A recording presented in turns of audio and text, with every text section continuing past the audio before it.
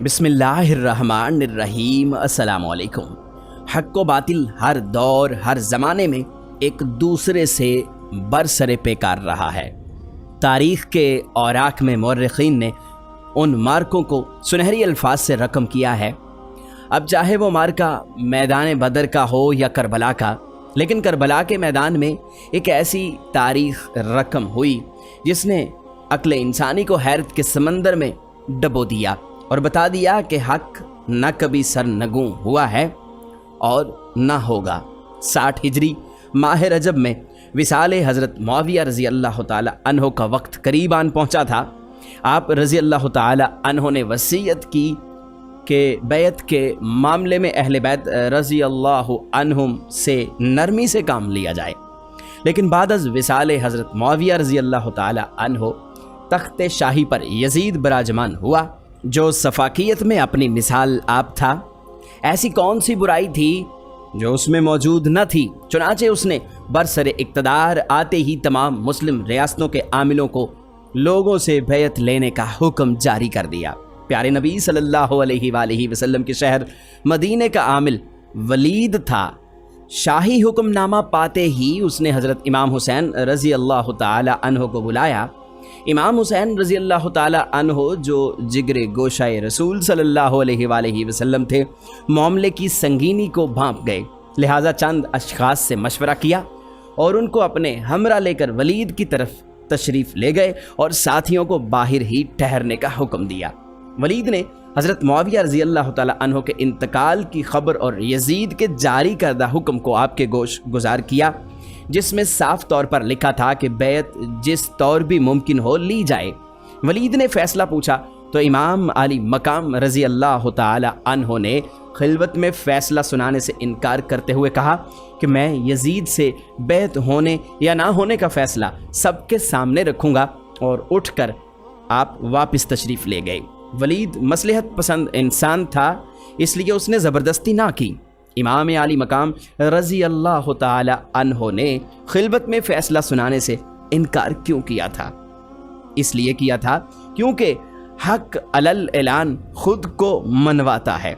बातिल जितना भी ज़ोर आवर हो जाए, जितने भी हीले बहाने तराश कर परवान चढ़ना चाहे, हक़ के आगे शिकस्त ही खाता है।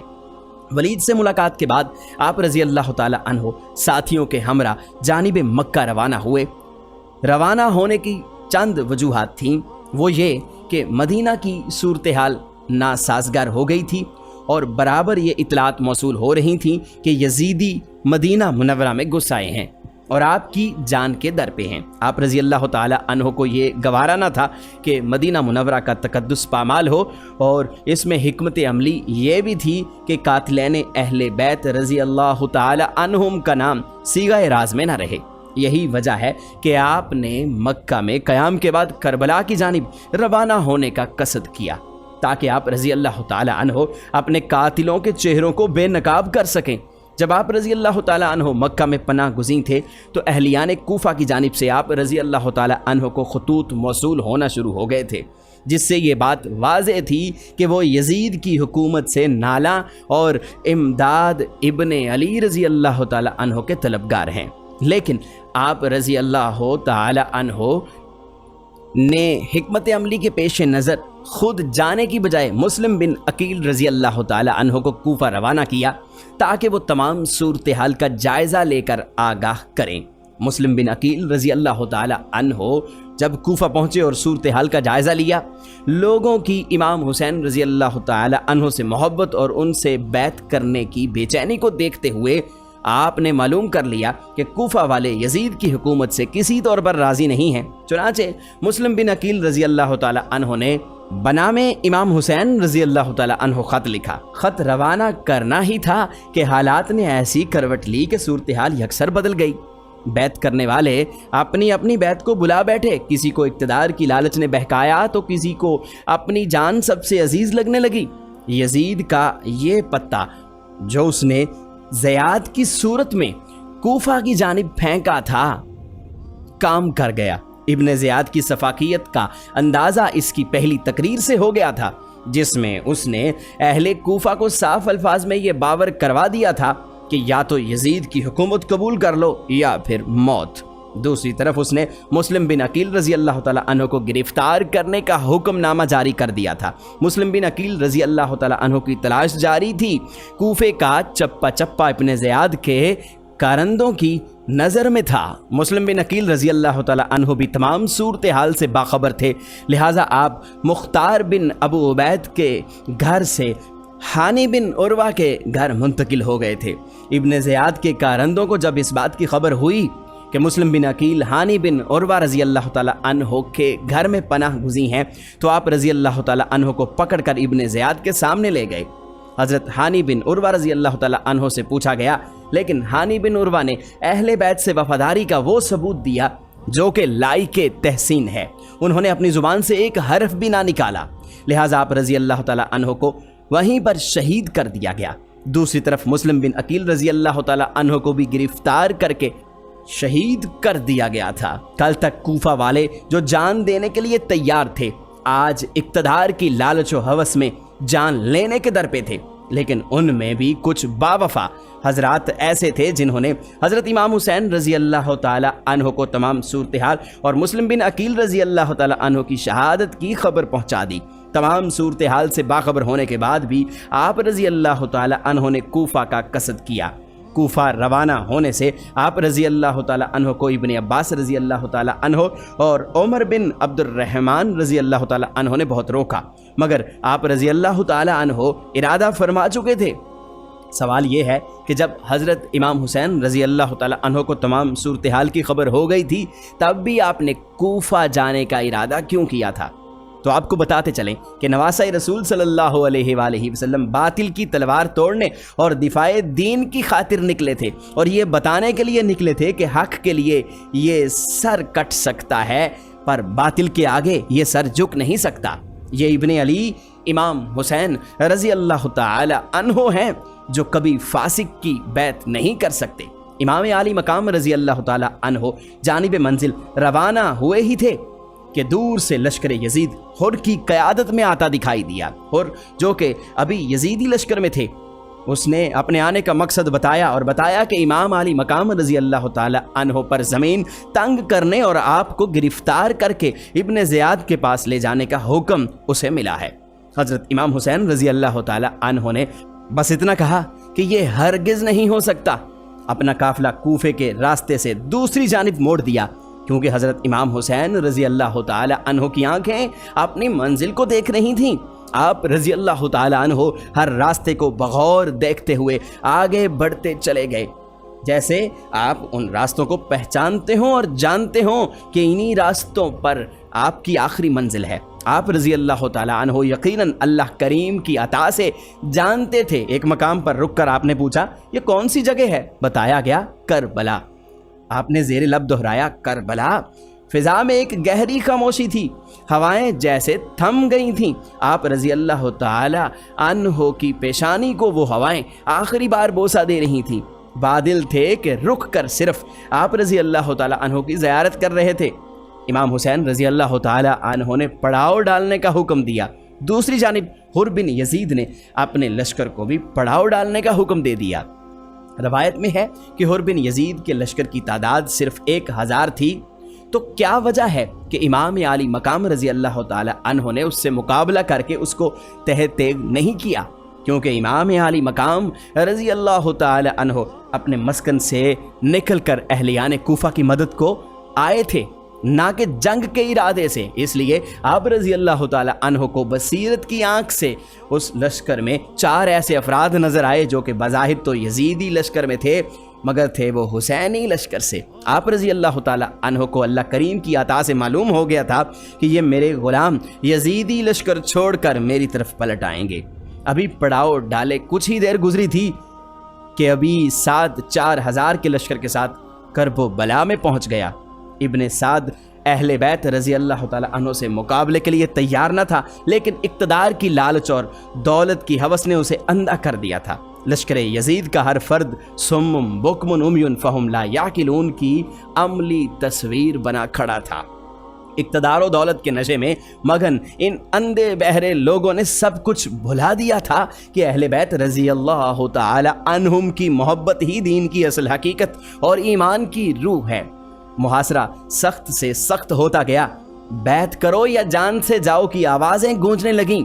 سامنے صرف دو ہی راستے تھے، ظلم کی آخری حد بھی پار کر دی گئی اور اہل بیت رضی اللہ تعالی عنہم پر پانی بند کر دیا گیا۔ یہ کیسی جنگ تھی جو نہ کبھی دیکھی تھی نہ سنی تھی، جس میں ظالم ظلم کر کے بھی خوف زدہ تھا اور مظلوم موت کو سامنے دیکھ کر بھی خوف زدہ نہیں تھے۔ بدر کی طرح خیمہ اہل بیت رضی اللہ تعالی عنہ میں بھی بارش ہوئی تھی، ایسی بارش جس نے دلوں کو اطمینان اور سکون بخشا تھا۔ یہی وجہ تھی کہ ہزاروں کے سامنے یہ اہل بیت کے 72 افراد چٹان ثابت ہوئے۔ کرب و بلا میں ضبط اپنے عروج پر تھا۔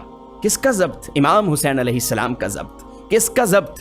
خون علی علیہ السلام کا ضبط۔ کس کا ضبط؟ حضرت زہرا علیہم السلام کے لال کا ضبط۔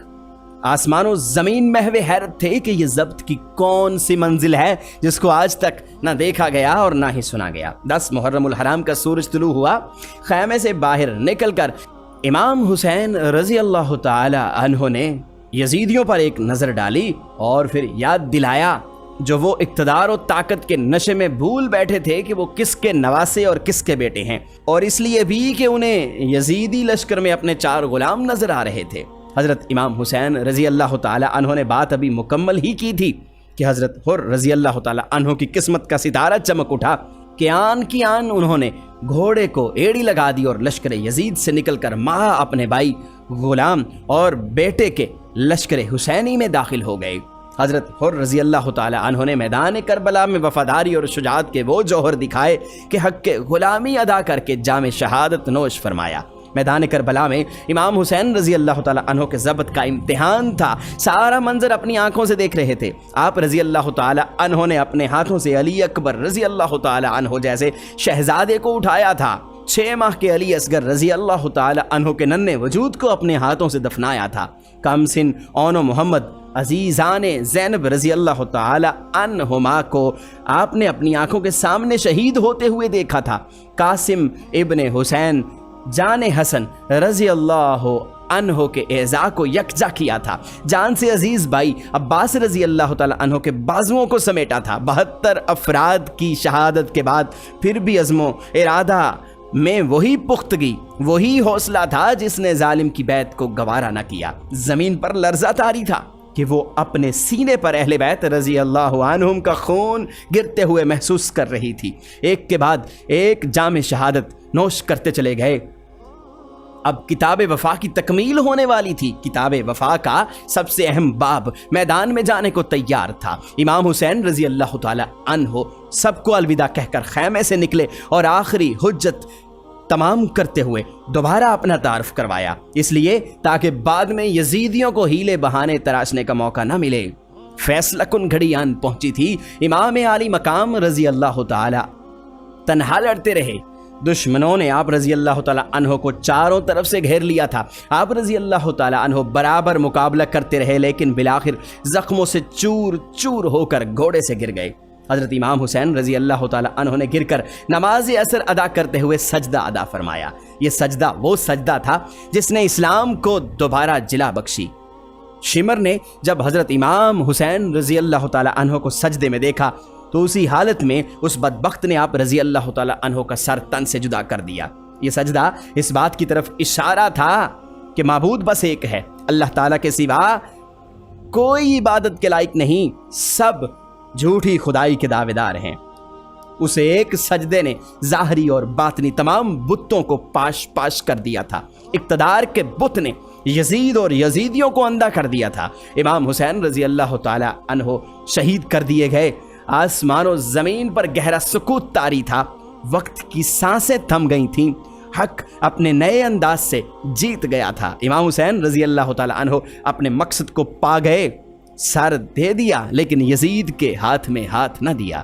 رسول پاک صلی اللہ علیہ وآلہ وسلم کے نواسے حضرت امام حسین رضی اللہ تعالی عنہ جیت گئے اور یزید کو شکست فاش ہوئی۔ وہ اپنے مقصد میں ناکام و نامراد ہوا، کیونکہ جنگ جیتتا وہی ہے جو اپنے مقصد کو پالے۔ حضرت امام حسین رضی اللہ تعالیٰ عنہ نے بتا دیا کہ باطل جتنا بھی زور آور ہو جائے حق کے سامنے کبھی سر نہیں اٹھا سکتا۔ عجیب جنگ تھی جس میں ظالموں کی تلواروں کو توڑا گیا۔ حضرت امام حسین رضی اللہ تعالیٰ عنہ نے اپنے سوکھے گلے سے باطل کی تلوار کو توڑ کر رکھ دیا، حق کی آواز کو ہمیشہ کے لیے بلند کر دیا۔ پیارے دوستو، آج کی ویڈیو میں ہم نے امام عالی مقام حضرت امام حسین رضی اللہ تعالیٰ عنہ کی شہادت کا ذکر کیا، آپ کے آخری سجدے کا ذکر کیا۔ اگر اس میں کوئی غلطی یا کوتاہی ہوئی ہو تو اللہ پاک ہمیں معاف فرمائے۔ اللہ پاک تمام مسلمانوں کو اہل بیت کے نقش قدم پر چلنے کی توفیق عطا فرمائے، آمین۔ پیارے دوستو، اس ویڈیو کو لائک کیجئے گا، شیئر کیجئے گا، اور مزید ایسی ہی ویڈیوز کے لیے آپ ہمارا چینل یونیورسل انفو سبسکرائب ضرور کر لیجئے گا۔